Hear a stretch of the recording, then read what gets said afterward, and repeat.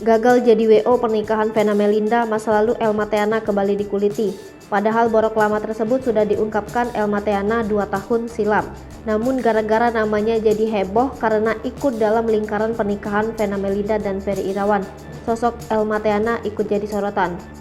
Sebelumnya Elma Theana harus gigit jari karena WO-nya harus mundur dalam agenda pernikahan Vena dan Ferry. Elma Theana dan tim juga harus makan hinaan netizen karena dianggap tak profesional. Padahal mundurnya wedding organizer tersebut atas permintaan Vena dan Ferry. Manajer Elma Theana juga ikut membongkar fakta terkait Ferry Irawan dan Vena Melinda yang tak membayar. Dikutip dari kanal YouTube Intens Investigasi, Rizka membocorkan jika pihak WO tak dibayar sepeser pun oleh Vena dan Ferry. Bahkan Elma Theana menggunakan uang pribadi untuk membayar kru-krunya. Bahkan di sini Elma banyak berkorban untuk siapkan pernikahan Ferry Irawan dan Vena Melinda. Kini namanya jadi buah bibir, masa lalu Elma Theana jadi sorotan.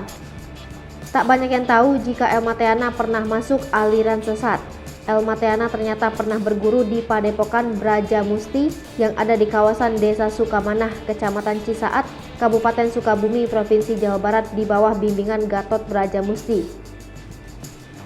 9 tahun berada di sana, sang aktris mengaku akhirnya putuskan keluar setelah sadar bahwa padepokan tersebut berisi ajaran sesat.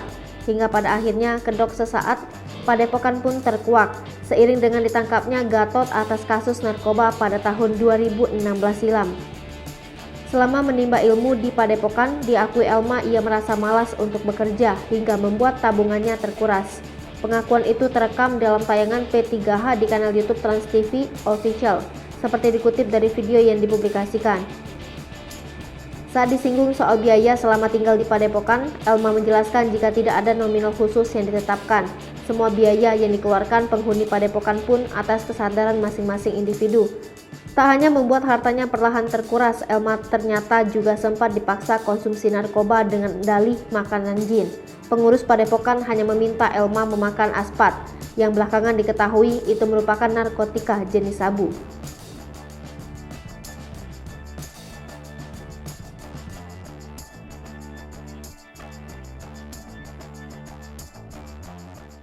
Hai pemirsa Sri Popo TV, jangan lupa komen, like, dan subscribe, serta tonton terus berita-berita terupdate lainnya ya.